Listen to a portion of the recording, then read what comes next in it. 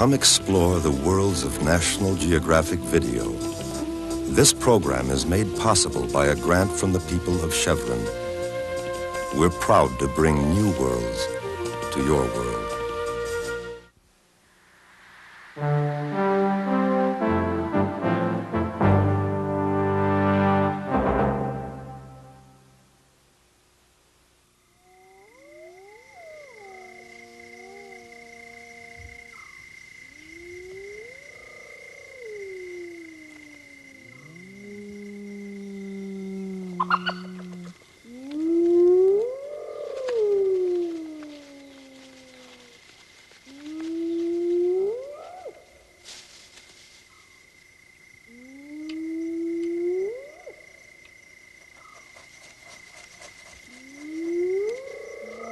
It is night in the African bush, where the familiar becomes mysterious, and the unfamiliar is strange indeed.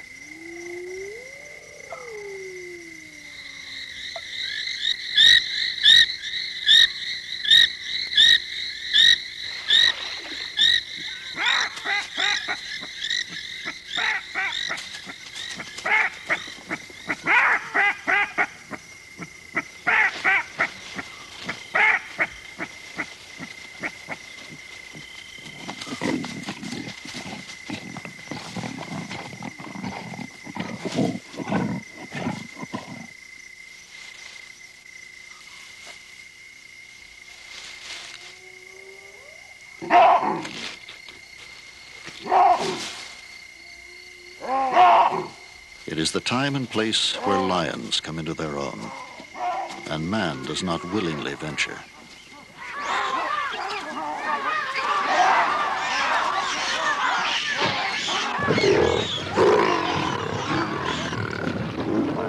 In this dark realm, they reign supreme.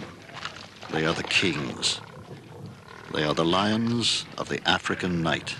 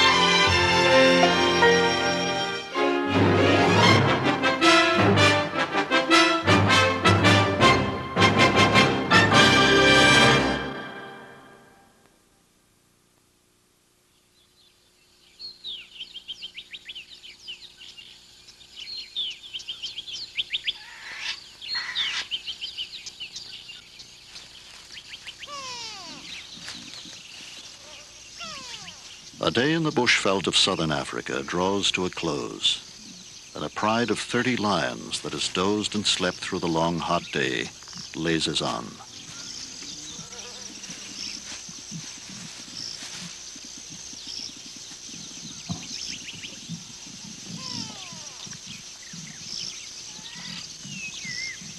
This pride is unusually large, 2 or 3 times larger than most. And for small cubs, life in such a pride can be hard. When food is scarce, competition at kills is fierce, and it's the little cubs that always suffer. The males that sired these cubs have deserted their big family to form a new pride, elsewhere with younger lionesses. Now all the adults in this pride are females.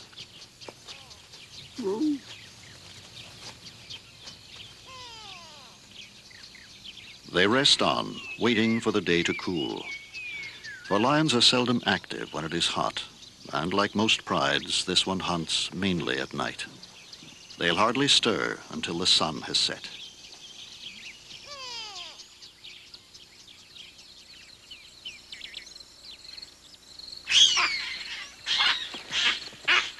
As the day winds down, young baboons cavort in a last burst of play.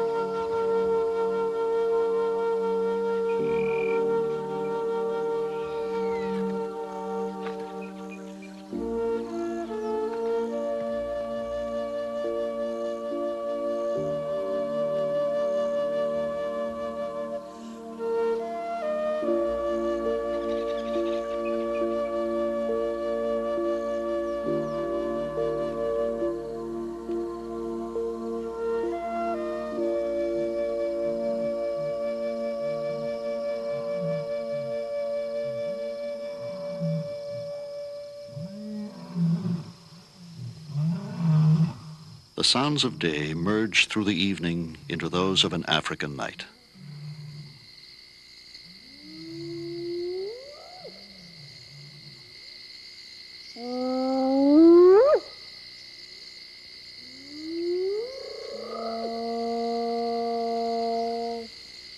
A hyena sniffs the night as the clan set out on their hunt.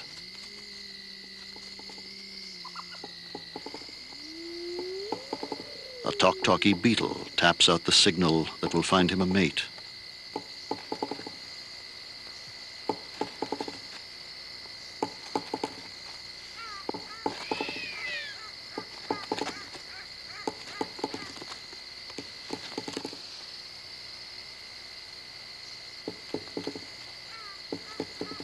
And from somewhere close by comes an answer.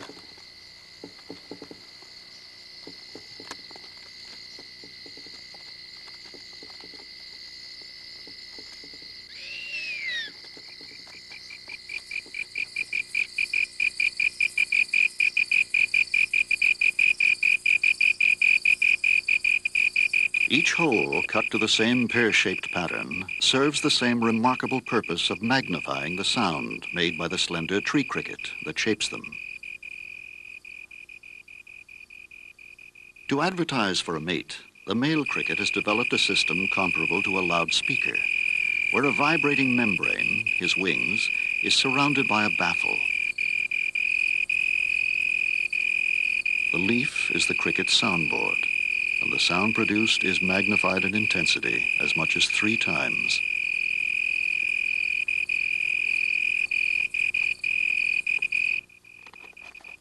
But simply tapping on the ground seems to work well enough for the talk-talky beetles.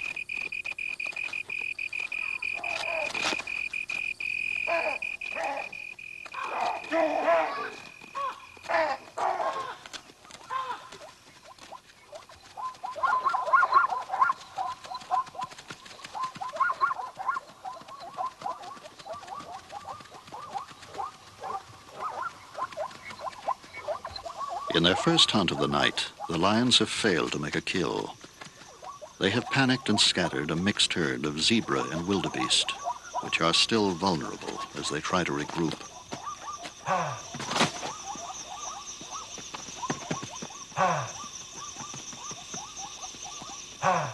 The lions have approached their prey in a broad front and are now spread out at intervals through the bush, listening.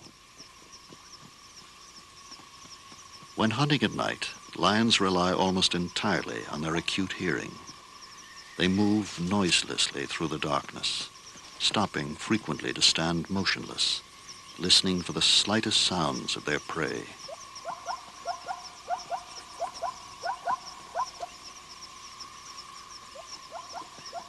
Although the lions may not see any better at night than their prey, the deep shadows provide more cover for stalking.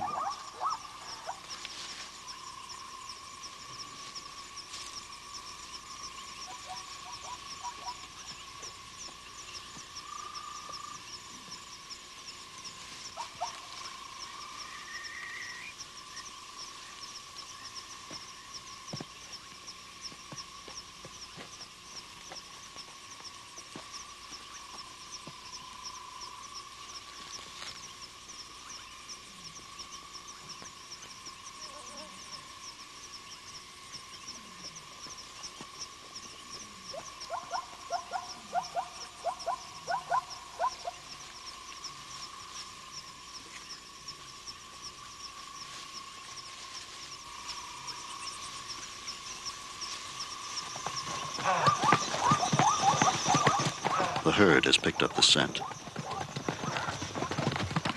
Lions pay no heed to wind direction. They're not aware that the wind will carry their scent to the quarry. And, like most hunts, this one ends in failure.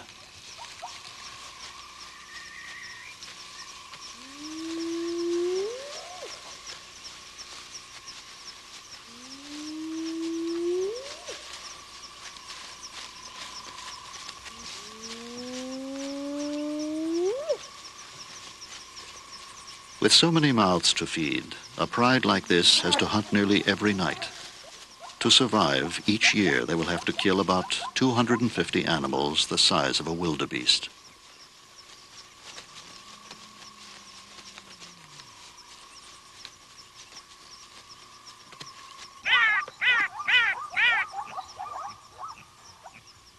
Most of the larger animals of the African bush and savanna are as alert and active by night as they are by day.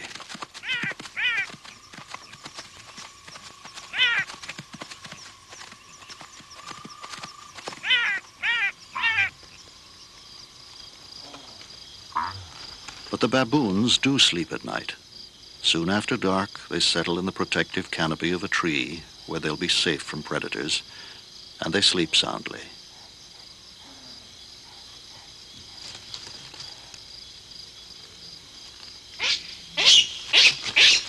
Or they would, if it weren't for the antics of their young, who fight and play, resisting sleep to the end.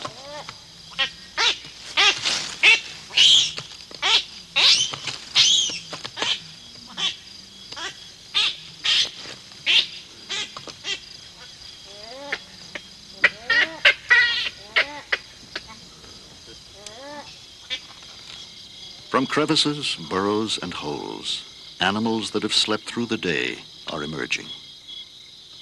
These night apes will feed until daybreak on tree resin and insects, moving with prodigious leaps through the trees.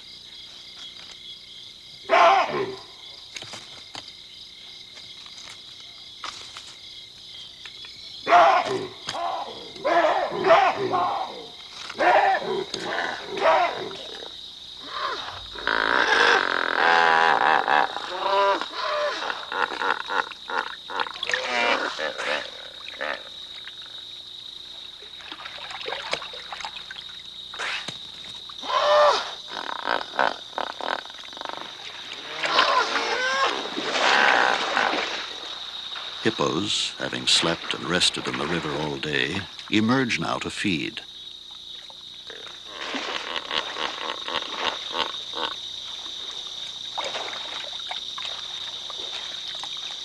At night they graze on grasses and sedges along the river's edge. But sometimes, when food is scarce, they will lumber several miles inland to find enough to eat. By dawn, each will have consumed about 80 pounds of forage.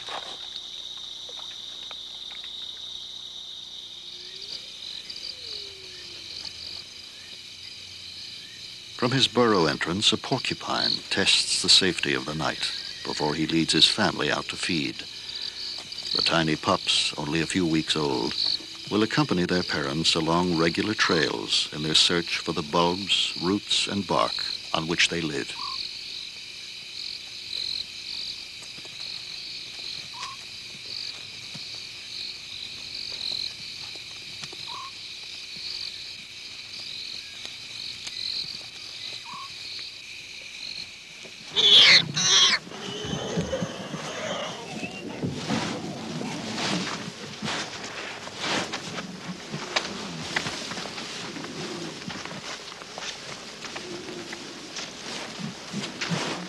The lions have trapped a warthog in its burrow. It's a prize they cannot resist, and they will dig until they unearth it.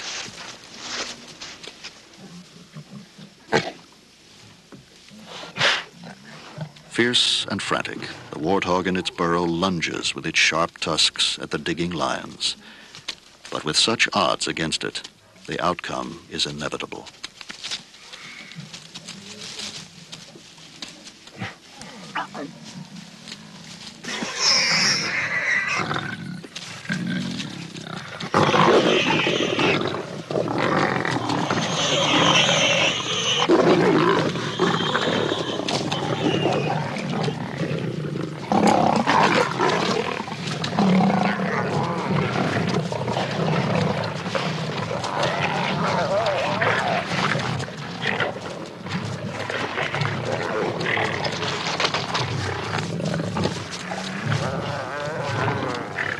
But only a lucky few get a meal from such small prey. The others search the ground for scraps.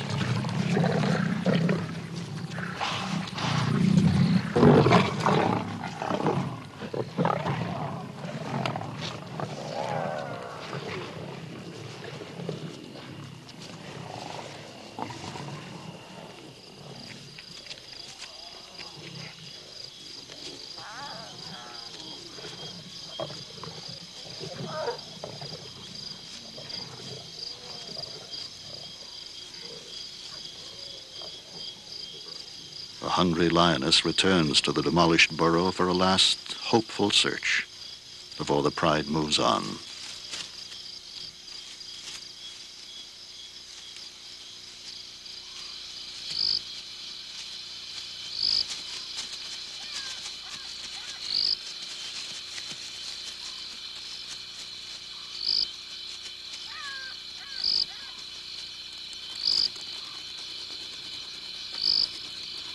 A black roach digs the hole where she'll place the package of eggs she carries attached to her abdomen.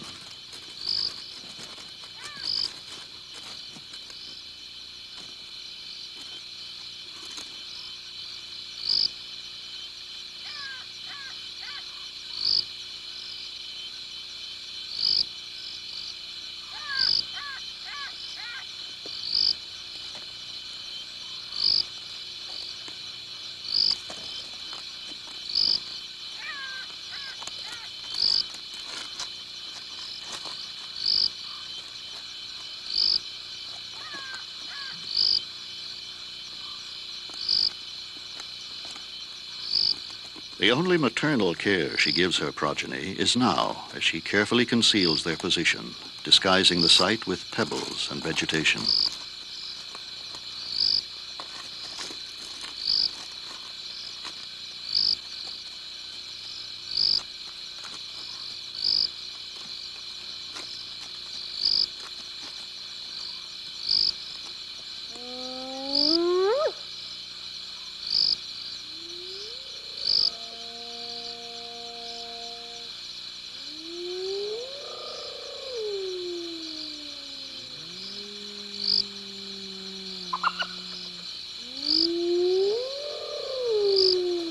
Parental care is more developed in this large centipede. The female carries her young about with her.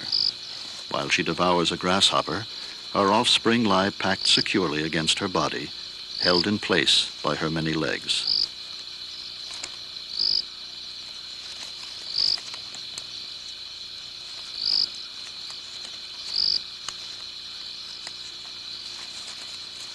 Other centipedes protect and tend their young in burrows under stones. But in addition, this species can carry hers. She holds them high above the ground and walks on her remaining legs.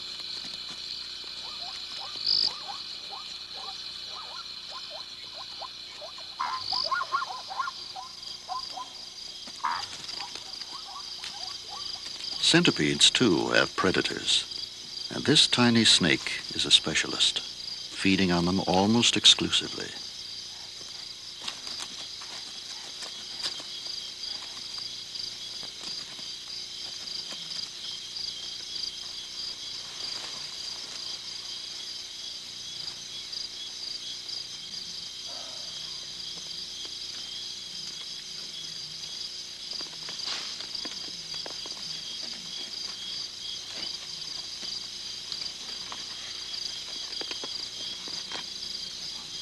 Holding on grimly, the snake appears unaffected by the many bites it receives from the centipede. The snake's venom takes effect, and the centipede is overcome.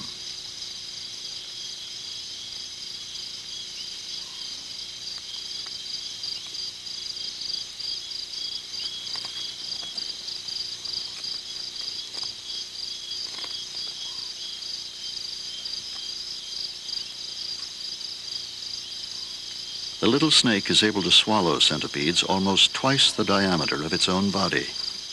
It always seems to start with the head.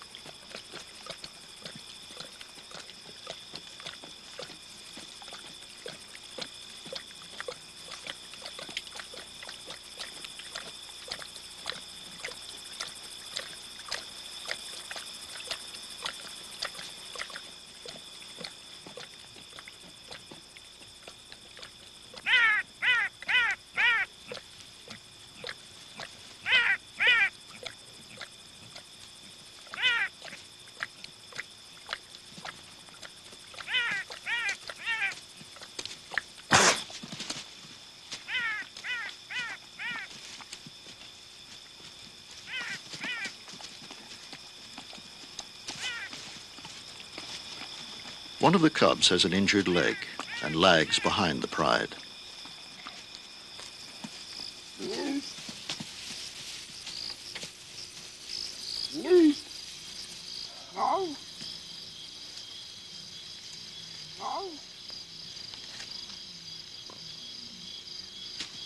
The pride does not wait for her, and she struggles to keep up. A civet is more at home on the ground, but a dead tree is a handy refuge when 30 lions pass by.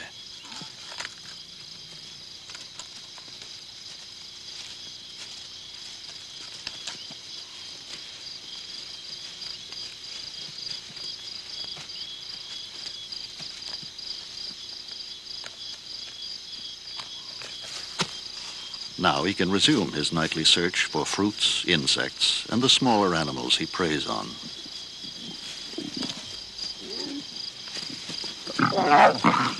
When the cub catches up with the others, she must endure the rough bullying that young lions inflict on one another, especially on those with any disability.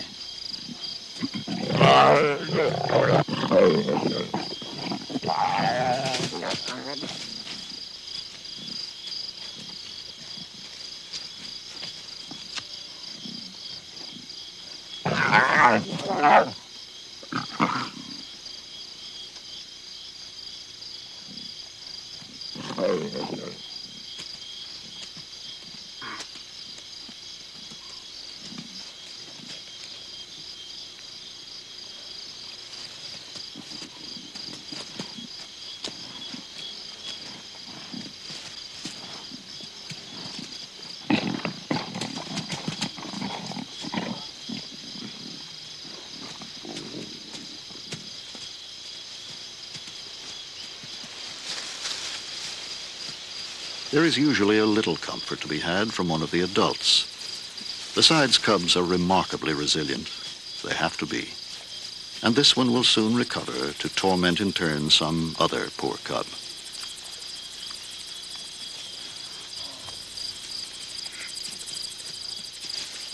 Unless driven by hunger, the hunt proceeds at a leisurely pace. At intervals through the night, the pride will stop to rest, and sometimes even to sleep soundly for a few hours.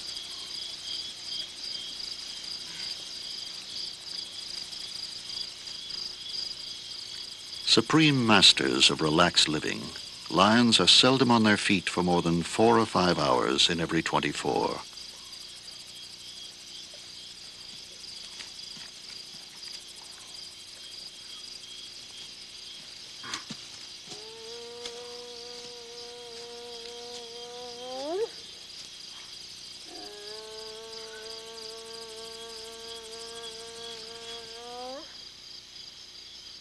These are the tiny tracks made by the larvae of ant lions.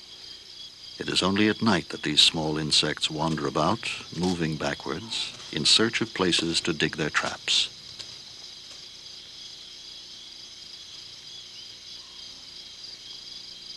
The head of the antlion larvae is dominated by large hollow jaws, through which it sucks the juices of its prey.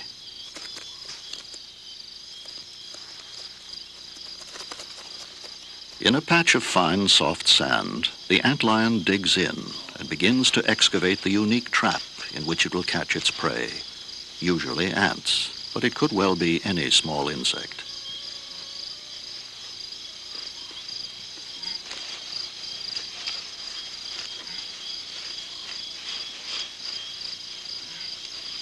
Turning in ever-decreasing circles, the antlion uses its head and jaws as a shovel to throw the sand and small pebbles out of the steep-sided pit that it digs.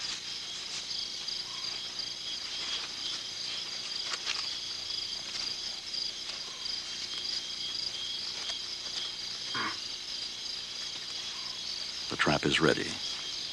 The antlion buries itself in the bottom, with only its jaws exposed, and waits.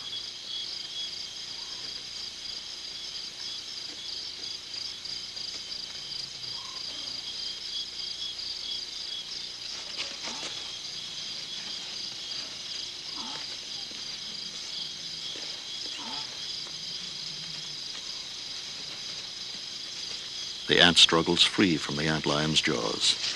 But the antlion has another strategy that makes escape almost impossible.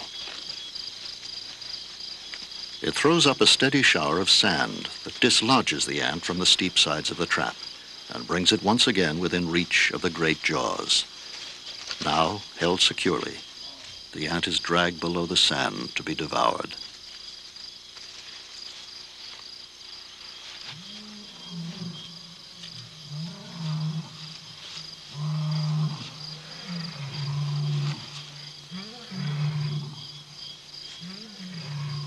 Roars in the night can mean danger for the pride.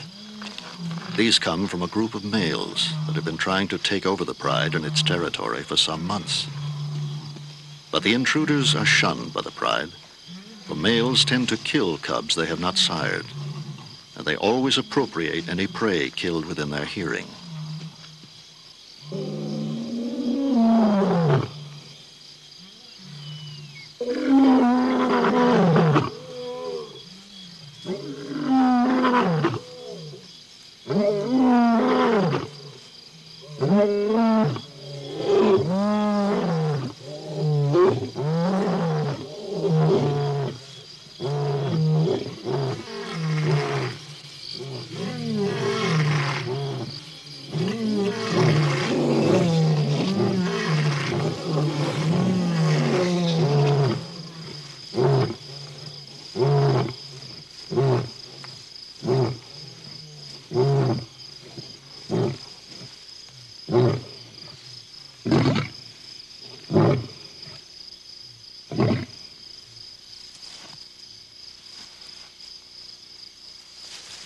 So the pride departs in another direction and won't relax or resume the hunt until out of range of the big males.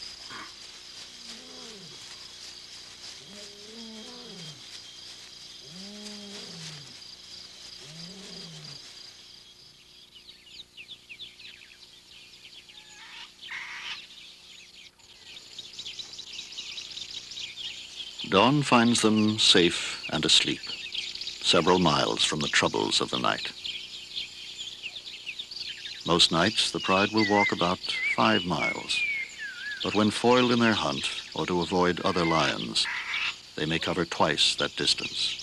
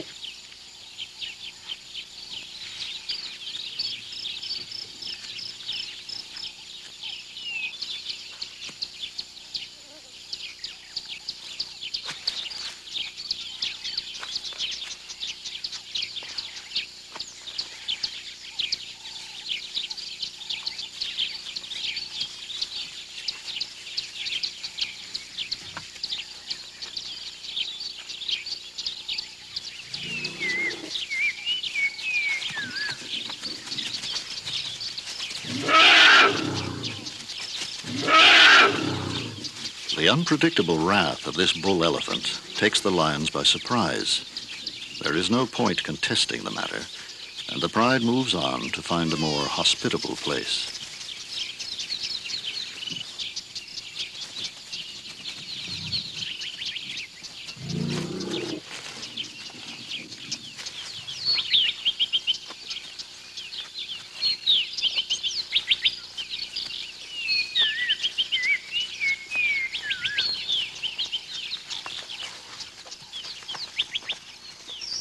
A male ostrich sits tight in his nest, despite the steady approach of a herd of buffalo. If he deserts now, the buffalo might well trample and scatter the eggs.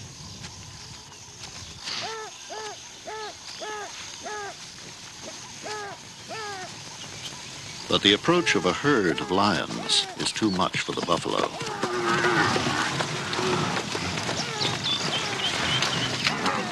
And the ostrich also abandons his clutch.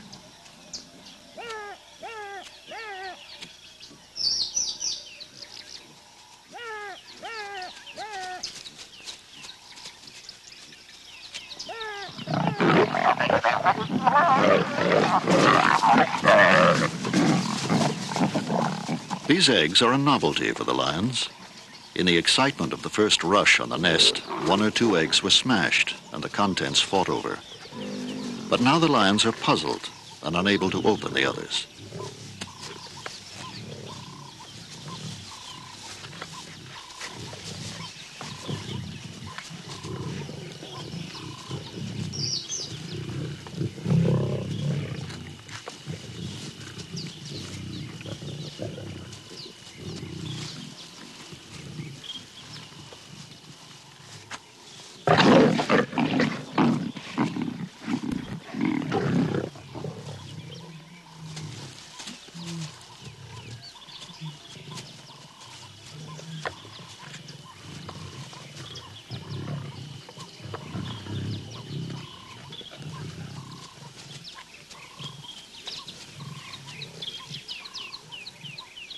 There's more fun for a cub in the futile stalk and chase of the female ostrich, who has just returned to the awful scene at her nest.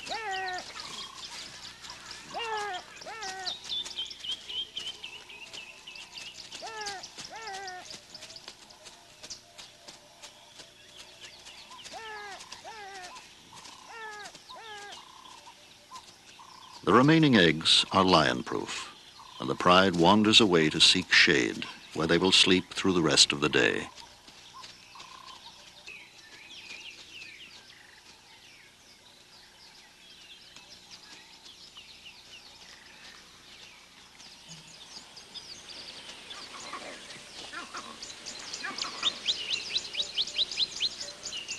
By late afternoon, it is overcast and cool enough for the lions to stir, and the younger ones have found a tree to play on.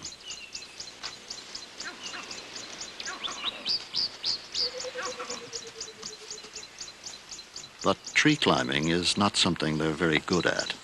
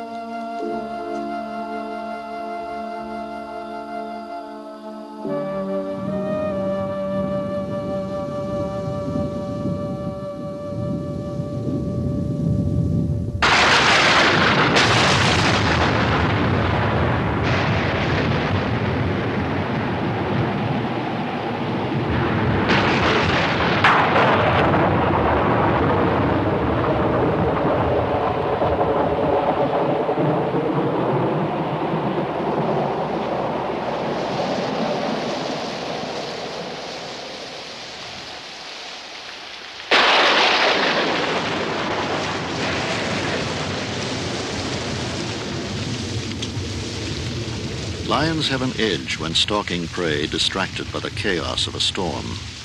This time they have killed a young zebra.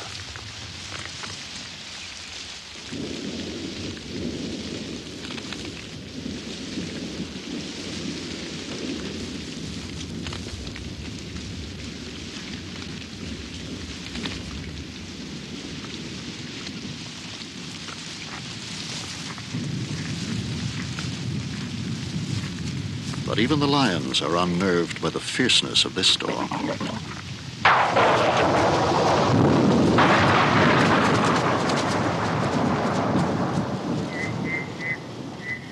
The rain unearths a rain frog. Most of the year, they are inactive and remain buried underground. They emerge only when the earth is soaked. The storm has damaged the tunnels of termites, exposing the workers and making them easy prey for the quick tongue of the rain frog.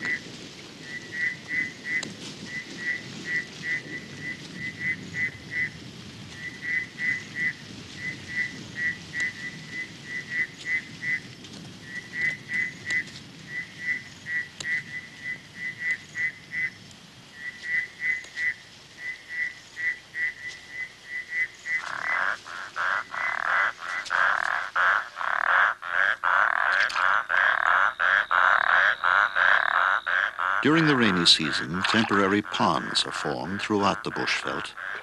About 20 different kinds of frogs will breed at night in this pond.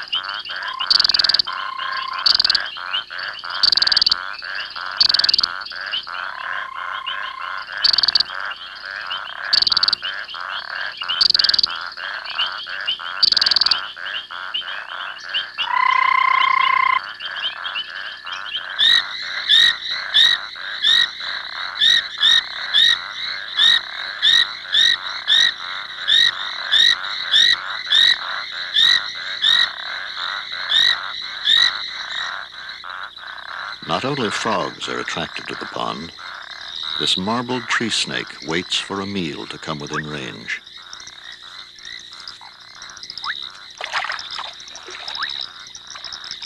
Most of the frogs will deposit their eggs in the water, but there are exceptions. These golden leaf-folding frogs are placing a row of eggs along a blade of grass. With their hind legs, they fold the blade to form a cylinder in which the eggs will develop.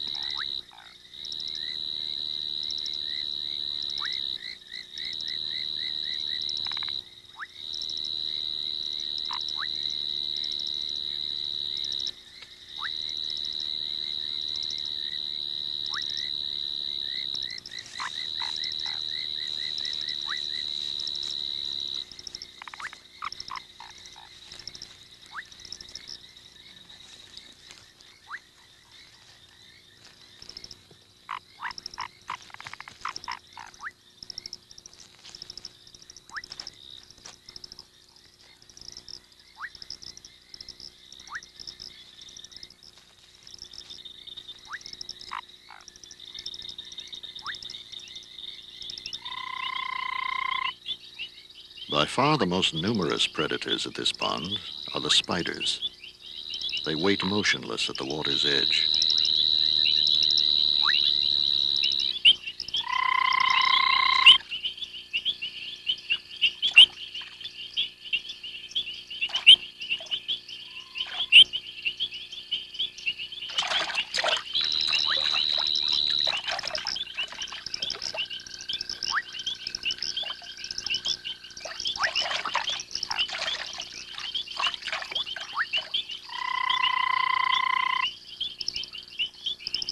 When the frog has been subdued, the spider carries it out of the water to be consumed.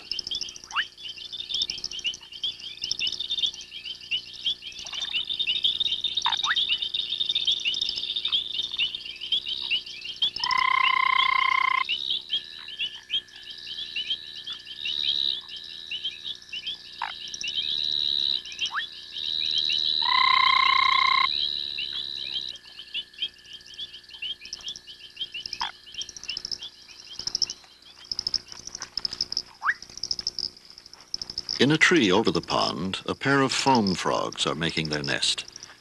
With their hind legs, they whip up the foam in which their young will spend the first 5 days of their lives. The female provides the mucus together with her eggs, while the male on her back adds his sperm to the mix.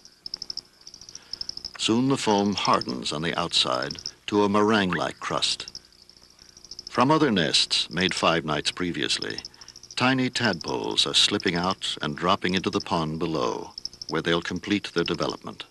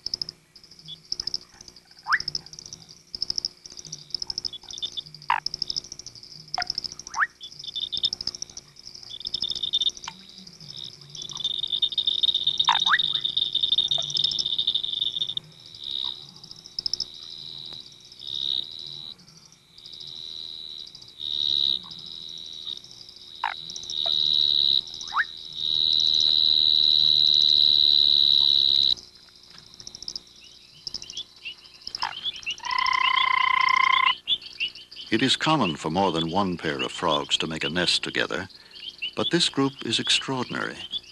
About 40 frogs are contributing to this nest, which, when completed, will contain about 3,000 eggs.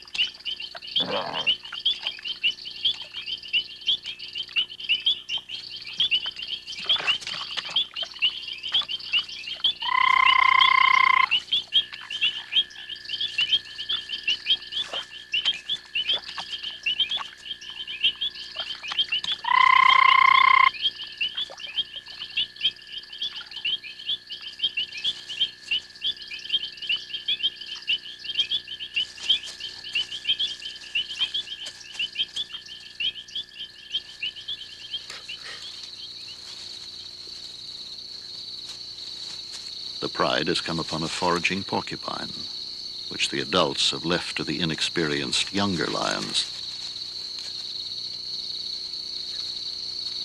The porcupine has been wounded, but not badly, and there is much fight still left in it, as the cubs are finding out.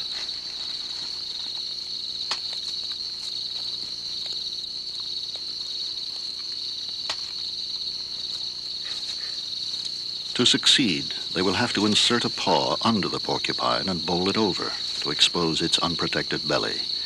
But they're not finding this easy and frequently get stuck with quills. The encounter eventually becomes a lesson in restraint.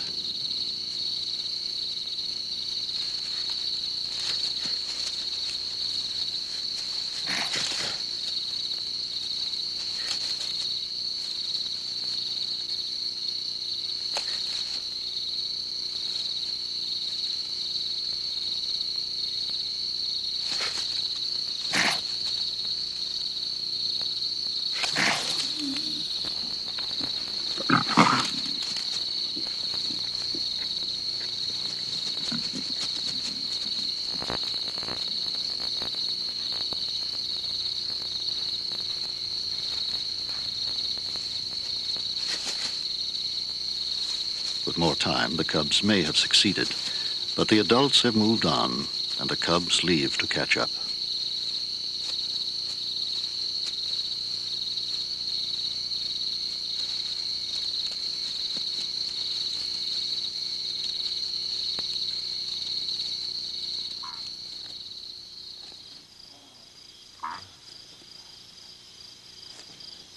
A scorpion clears the sand from its burrow before settling in the entrance to ambush passing prey.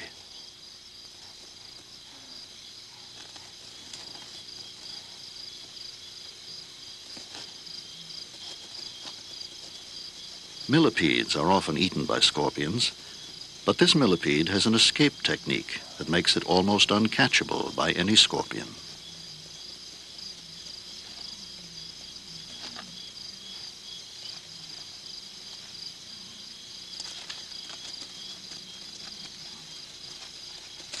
When molested, it flips onto its back and, snake-like, slithers out of range.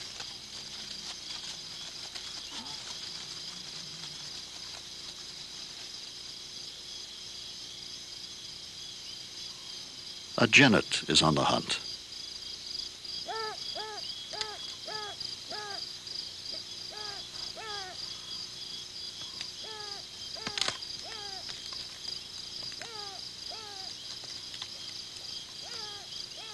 Genets are relatives of the mongoose.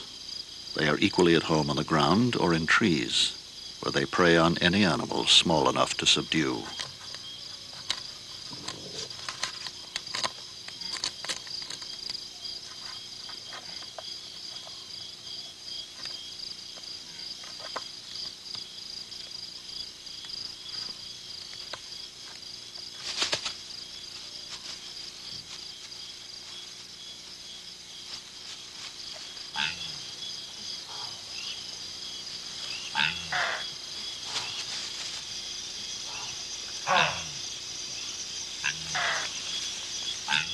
A charge on a wildebeest herd is imminent, and the younger lions listen for the outcome.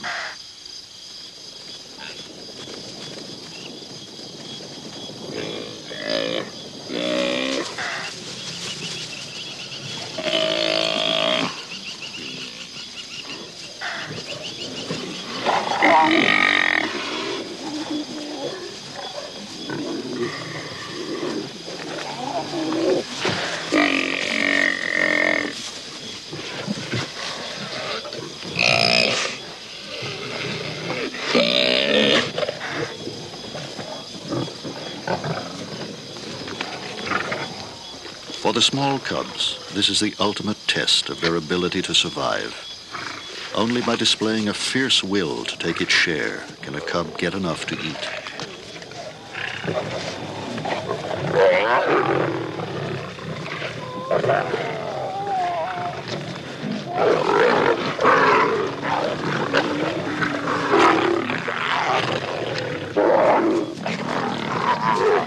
And it is now, when the abdomen of the wildebeest is torn open and the choicest portions become available, that the competition is keenest.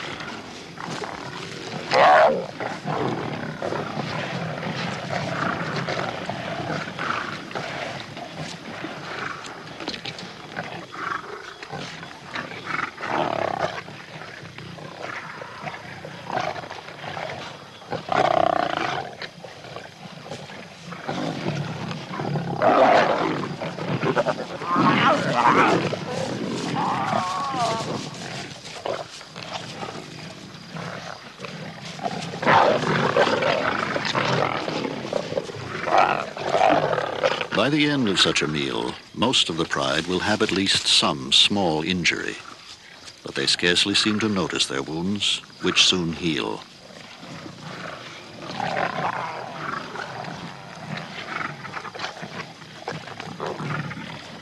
Eventually the carcass is dismembered, and the adults and larger cubs have taken their spoils into the surrounding bushes to gnaw on in peace.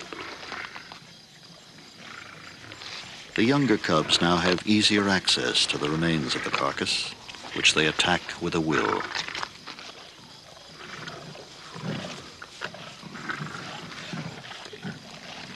And even the lame cub has managed to get a share.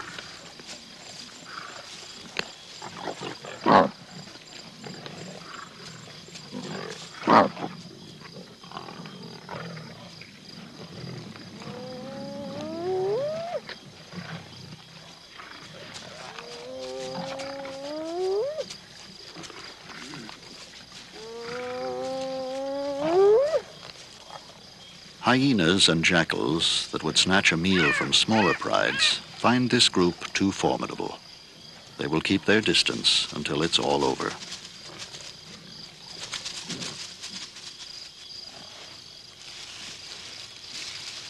The lions that have finished eating groom one another, licking away the blood from each other and probably renewing bonds that were battered during the frenzy of eating. For it is only at kills that harmony within the pride breaks down. There is no hierarchy in a lion pride. All are equal, and the members compete only at kills.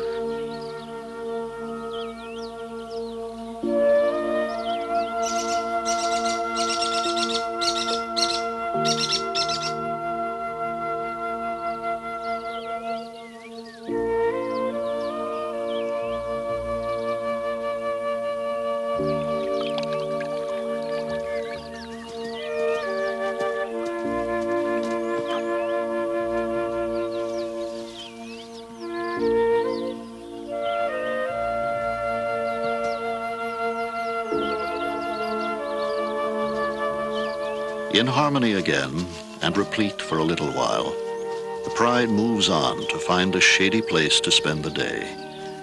By nightfall, this large family will be hungry. Impelled once more on their everlasting search for food, they will resume again their journey through the African night.